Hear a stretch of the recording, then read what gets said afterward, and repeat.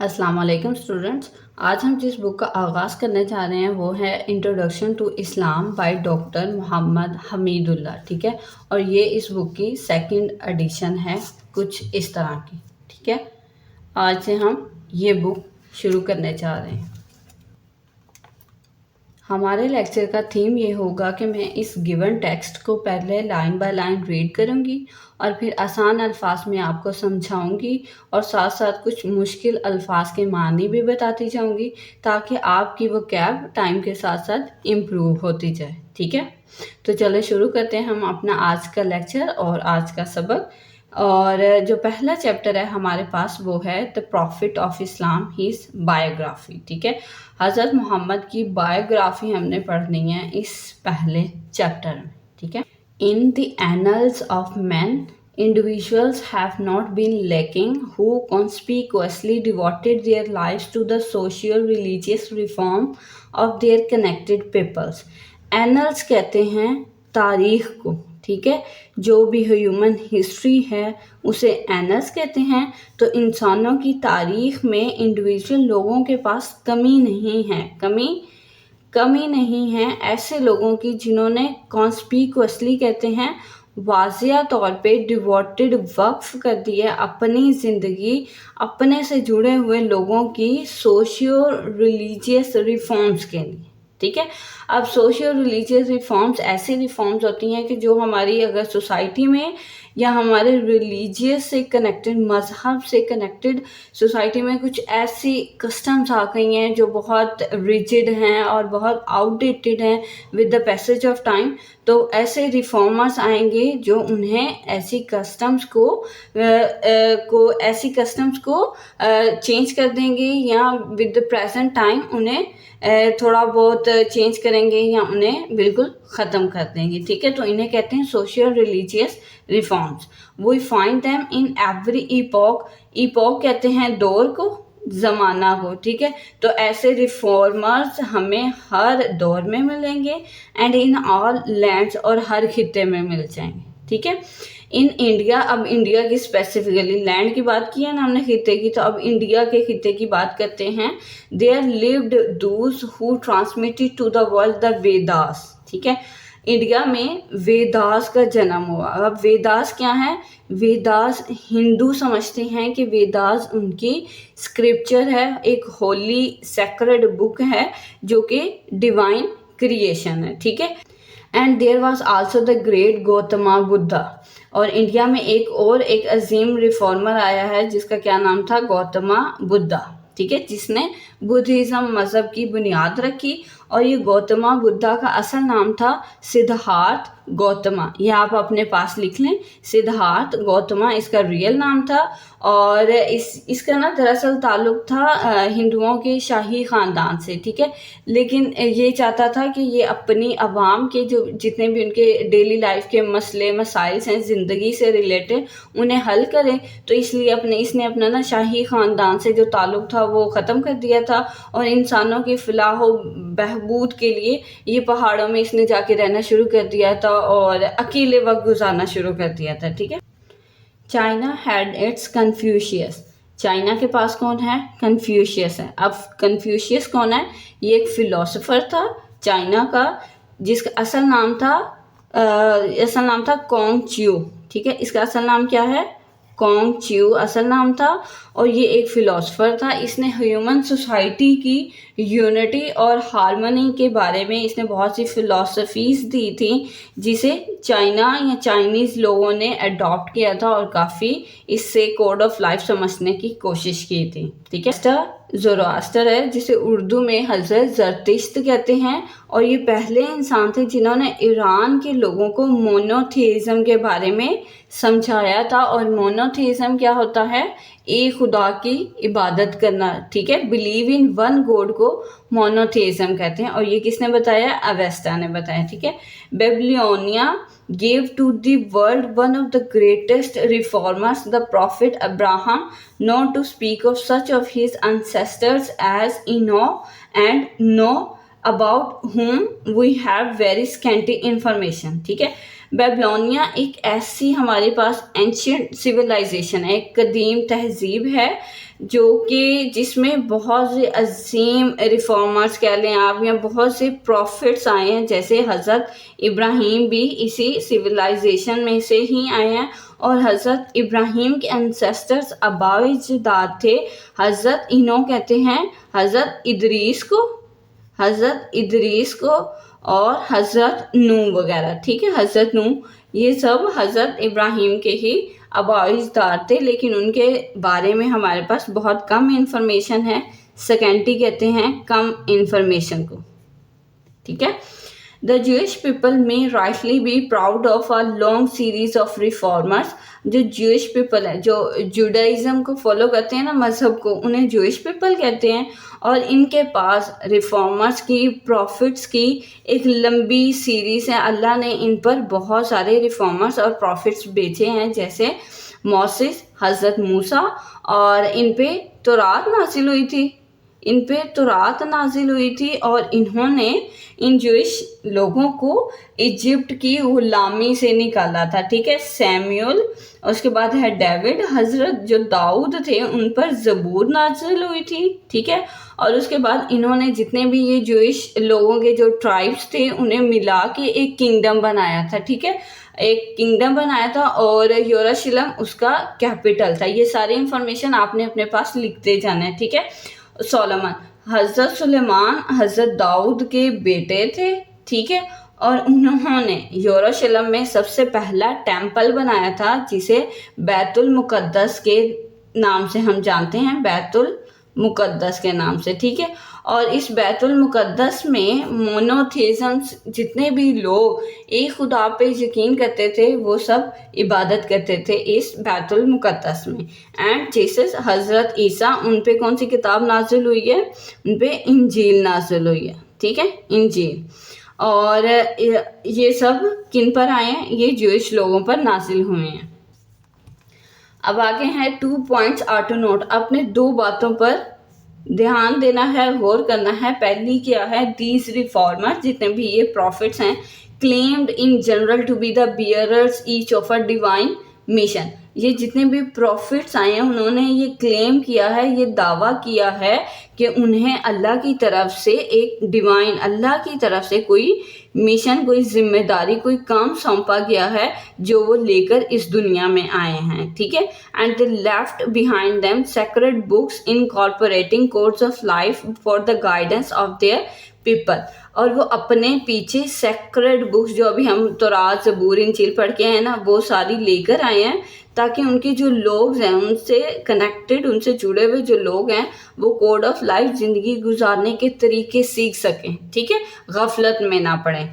And secondly, दूसरा क्या है? There followed fratricidal wars and massacres and genocides became the order of the day.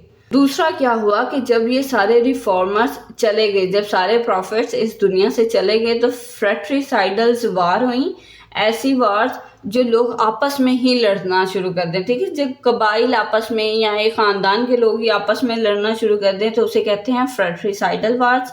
और massacre कहते हैं जब हम मैस स्केल पर, बहुत बड़े स्केल पर लोगों का आम कत्ल वगैरह शुरू कर दें बगैर किसी तफरीक के, ठीक है। और जेनोसाइड कहते हैं कि जब प्रॉपर प्लानिंग के थ्रू किसी ट्राइब को, किसी नस्ल को, और या किसी पॉपुलेशन को एक एक करके ख़त्म किया जाए, ठीक है, तो उसे जेनोसाइड कहते हैं। तो यही ऑर्डर ऑफ द डे, यही कानून बन गया था, ठीक है, इन रिफॉर्मर्स के जाने के बाद। causing more or less a complete loss of these divine messages। और इस कत्लो गारत ने क्या किया कि जो पहले डिवाइन मैसेज, जो अल्लाह ने अपना पैगाम भेजा था ना, उसको नुकसान पहुंचाया, कंप्लीटली उसे इग्नोर किया और उससे नुकसान पहुंचाया। As to the books of Abraham, we know them only by the name। हज़रत इब्राहीम पर जो किताबें नासिल हुई हैं, उन्हें हम सिर्फ नाम से ही जानते हैं, हमारे पास कोई रिटन प्रूफ नहीं है, ठीक है। And as for the books of Moses, Hazrat Musa पर जो किताबें नाजिल हुई हैं, जो कौन सी हुई है? तौरात नाजिल हुई है, तो उसके records tell us how they were repeatedly destroyed and only partly restored.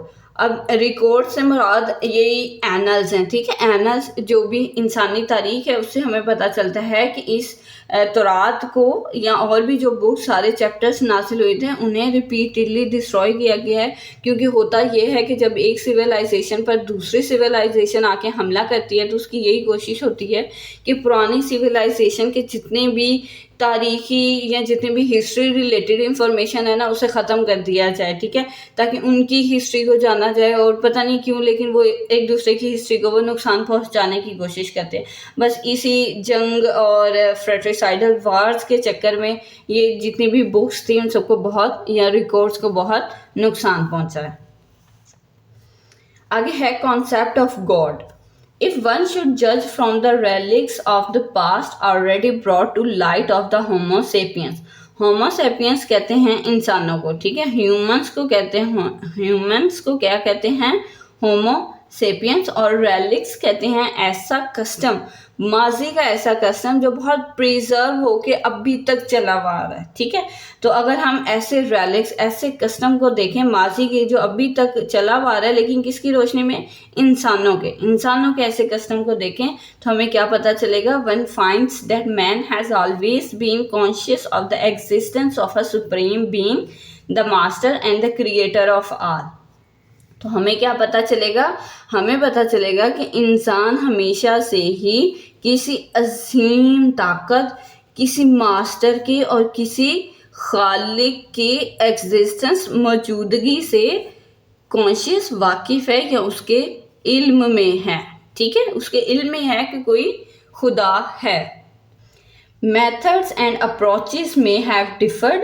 अब इस खुदा तक, इस सुप्रीम बीइंग तक जो रसाई, जो कनेक्शन वाले जो तरीके या अप्रोचेस हो सकते हैं वो मुख्तलिफ हो सकती हैं, but the people of every epoch have left proofs of their attempts to obey God. लेकिन हर इपोक, दौर के लोगों ने अपने पीछे ऐसे सबूत छोड़े हैं जिससे पता चल सके कि वो किसी न किसी खुदा की पैरवी करते थे, ओबे करते थे, पैरवी करते थे। Communication with the omnipresent yet invisible God has also been recognized as possible in connection with a small fraction of men with noble and exalted spirits, ठीक है। कम्युनिकेशन, ऑमनी प्रेजेंट कहते हैं ऐसी चीज़ जो हर जगह मौजूद है, ठीक है। ऑमनी प्रेजेंट गॉड कौन सा है, ऐसा खुदा जो हर जगह मौजूद है लेकिन इनविजिबल है, दिखाई नहीं दे रहा, ठीक है। उसके साथ भी कम्युनिकेशन, उसके साथ भी राब्ते के पॉसिबिलिटीज़ हैं, ठीक है, पॉसिबिलिटीज़ हैं। क्यों, उन लोगों के ज़रिए जो स्मॉल फ्रैक्शन में, बहुत कम ऐसे लोग जो बहुत अजीम हैं, नोबल हैं और जो रूहानी तौर पर बहुत आला दर्जे पे फाइज हैं, ठीक है। यहाँ पे बात प्रॉफिट्स की हो रही है जो बहुत अजीम है और रूहानी दर्जे पे बहुत आला दर्जे पे हैं, ठीक है। तो वो कम्युनिकेट कर सकते हैं इस इनविजिबल खुदा के साथ, ठीक है।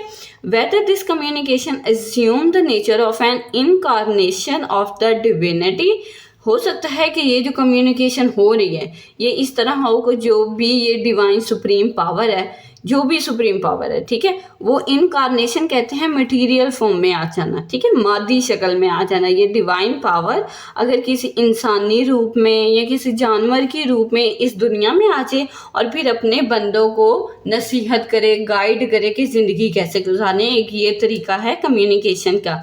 दूसरा क्या है, और simply resolve itself into a medium of reception of divine messages through inspiration और रेवलेशन। दूसरा ये है कि ये जो डिवाइन पावर है ये अपने लिए एक मीडियम तैयार करे, एक मीडियम बना ले जो कि प्रॉफिट्स हैं, और अपना मैसेज उन मीडियम, उन प्रॉफिट्स को के साथ शेयर करे और वो फिर प्रॉफिट्स इस सारे मैसेज को अपने अल्लाह के या किसी खुदा के बंदों के साथ शेयर कर देंगे, ठीक है। तो इस तरह ये कम्युनिकेशन वाला एक प्रॉपर पाथवे बन जाएगा। अब ये जो मैसेज है ये ऐसा हो सकता है, इंस्पिरेशन, ख्याल आ सकता है, अल्लाह इंसान के प्रॉफिट्स के जहन में ख्याल डाल सकता है, या फिर रेवलेशन वही के ज़रिए भी भेज सकता है, ठीक है।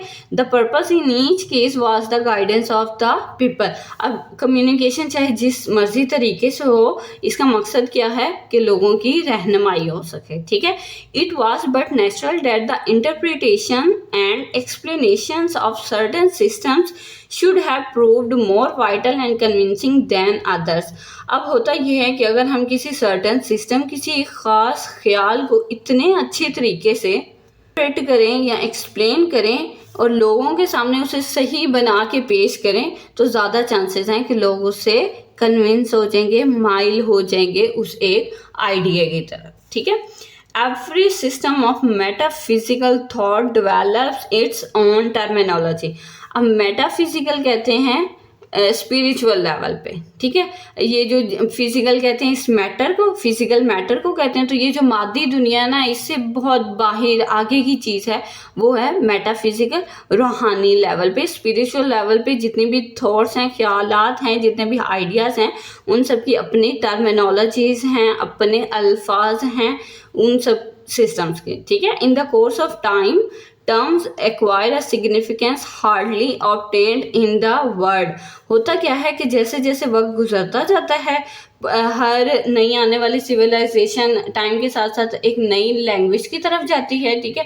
तो जो पुरानी लैंग्वेज होती है ना, वो सब भूलते जाते हैं, तो उस पुरानी लैंग्वेज की जो टर्म्स, जार्गन्स, टर्मिनोलॉजीज होती हैं, फिर उनकी वैल्यू भी कम होती जाती है, ठीक है। तो वो जो टर्म्स हम यूज़ करेंगे उनकी वैल्यू सिर्फ उस एक अल्फाज तक रह जाएगी। वो एक लफ्ज़ तो हम ट्रांसलेट कर लेंगे, लेकिन वो लफ्ज़ अपना मफहूम नहीं लोगों को दे पाएगा और लोगों को अच्छे से समझा नहीं, मैसेज कन्वे नहीं कर पाएगा। And translations fall short of their purpose. जो भी ट्रांसलेशन हम उसकी तर्जमा करेंगे वो अपना मकसद नहीं रीडर्स तक पहुंचा पाएगा। Yet there is no other method to make people of one group understand the thought of another। अब जिन लोगों को, पुराने लोगों की या किसी दूसरे कबीले के लोगों की ज़ुबान नहीं आती, ठीक है, लैंग्वेज नहीं आती, तो उन्हें वो उनकी बात समझाने के लिए तो उन्हें उनकी ज़ुबान में समझाना पड़ेगा, ठीक है ना। तो उनकी ज़ुबान में उसे ट्रांसलेट करना पड़ेगा। इसलिए ट्रांसलेशन हमारे पास एक ऐसा मेथड है कि इसके अलावा हमारे पास ना कोई और दूसरा तरीका नहीं है, no other method. Non-Muslims readers in particular are requested to bear in mind this aspect, which is a real yet unavoidable handicap। Handicap कहते हैं डिसएडवांटेज को, अनअवॉइडेबल जिसे हम दरगुजर या जिसे हम इग्नोर नहीं कर सकते, ठीक है। तो जितने भी नॉन मुस्लिम, अगर आप में से भी कोई व्यूवर्स हैं, तो आपने इस बात को जहन में रखना है कि ये एक डिसएडवांटेज है कि वक्त के साथ साथ जो पुरानी लैंग्वेजेस हैं वो अपने मफहूम को खोती जा रही हैं, क्योंकि नए आने वाले लोग, उनकी लैंग्वेज चेंज होती जा रही है, वो पुरानी लैंग्वेज से उतना वाकिफ़ नहीं है, तो उसका वो मफहूम नहीं समझ पा रहे। By the end of the 6th century के एंड पे, after the birth of Jesus Christ, जब जीसस क्राइस्ट हज़रत ईसा की पैदाइश हुई है, man had already made great progress in diverse walks of life. Diverse कहते हैं मुख्तलिफ, तो इंसान ने ज़िंदगी के मुख्तलिफ वॉक्स कहते हैं डोमेन्स, फील्ड्स में काफ़ी तरक्की कर ली थी। At that time, there were some religions which openly proclaimed that they were reserved for definite races and groups of men only। ठीक है, उस टाइम कुछ ऐसे रिलीजन्स, मज़हब थे जो खुल्लम खुल्ला, ओपनली खुल्लम खुल्ला प्रोक्लेम, दावा करते थे कि वो जो उनका जो मज़हब है वो डेफिनेट रेसेस, एक मखसूस नस्ल के लिए या चंद लोगों के ग्रुप के लिए, ग्रोह के लिए रिजर्व्ड मखसूस है, ठीक है। मतलब जो उनका जो मज़हब है वो सिर्फ एक मखसूस नस्ल के लिए है, ठीक है। Of course they bore no remedy for the ills of humanity at large. अगर वो एक डेफिनेट रेस या चंद लोगों के लिए, तो इसका मतलब क्या है कि ह्यूमैनिटी, पूरी इंसानियत की जितने भी इल्स, मसाइल हैं, उनके हल के लिए उनके पास कोई सोल्यूशन नहीं है, ठीक है। बोर, बियर की सेकेंड फॉर्म है कैरी करना, ठीक है। उनके पास इन जो ह्यूमैनिटी है उसके लार्ज स्केल पे बहुत सारी इंसानियत के जितने भी मसले मसाइल हैं उनका हल उनके पास, उस रिलीजन के पास नहीं है। There were also a few which claimed universality. कुछ ऐसे रिलीजन भी थे जिन्होंने कहा कि भाई हमारा रिलीजन, तो हमारा मज़हब सबके लिए, यूनिवर्सैलिटी हर किसी के लिए, ठीक है। But declare that the salvation of man lay in the renunciation of the word. लेकिन साथ ही ये भी बता दिया कि साल्वेशन निजात ऑफ मैन मतलब कामयाबी, अगर इंसान ने कामयाबी लेनी है तो उसे रिनंसिएशन कहते हैं तर्क कर देना, तो उसे ये दुनिया तर्क कर देनी होगी, छोड़ देनी होगी। ठीक है, कि अगर आप कामयाबी चाहते हो ना तो ये दुनिया छोड़ दो। दुनिया मतलब छोड़ देने का मतलब ये है कि दुनिया के सारे नफ़ा नुकसान फ़ायदे तरक्की ये वो सब कुछ छोड़ दो। These were the religions for the elite and catered for an extremely limited number of men। ठीक है, अब ये जो इस तरह के जितने भी ये रिलीजन्स हैं जो लिमिटेशन लगा रहे हैं, ये सब elite upper class of the society और कैटर्ड, और इन्हें ऐसे तरतीब दिया गया था कि सिर्फ चंद नंबर ऑफ मैन, सिर्फ चंद लोग इसे फॉलो कर सकें। ठीक है, we need not speak of regions where there existed no religion at all. हमें ऐसे रीजन्स, ऐसे खित्तों की, ऐसे इलाकों की बात करने की ज़रूरत नहीं है जहाँ पे कोई मज़हब नहीं है, और जहाँ कोई मज़हब नहीं होता उसे कहते हैं एथियज़म। ठीक है, where atheism and materialism reign supreme. तो ऐसे में क्या होता है, एथियज़म किसी खुदा पे यकीन नहीं करते ये लोग, और मटेरियलिज्म जो यकीन किस पे करते हैं, जो चीज़ दिखाई दे रही है, जो मैटर, जो मटेरियल, जो दुनियावी चीज़ें दिखाई दे रही हैं, सारा यकीन सिर्फ इसी पर है। ठीक है, where the thought was solely of occupying oneself with ones own player. यहाँ पे हर किसी का ख्याल ये है कि भाई मुझे खुशी मिलनी चाहिए। ठीक है, हर किसी को ये है, हर किसी को अपनी खुशी, अपने आराम और अपने सुकून की टेंशन है, विदाउट एनी रिगार्ड और consideration for the rights of other. ठीक है, उन्हें इस बात से कोई फ़र्क नहीं है कि अपनी खुशी के लिए चाहे दूसरों का कुछ नुकसान हो जाए, उनकी कोई हक तलफी हो जाए या उन्हें बहुत बुरा ना लग जाए। ठीक है, तो ये हमारा आज का लेक्चर था। मैं उम्मीद करती हूँ कि आपको समझने के लिए, सीखने के लिए कुछ मिला होगा, और नेक्स्ट क्लास में हम पढ़ेंगे अरेबिया के बारे में कुछ इन्फॉर्मेशन जो गिवन है।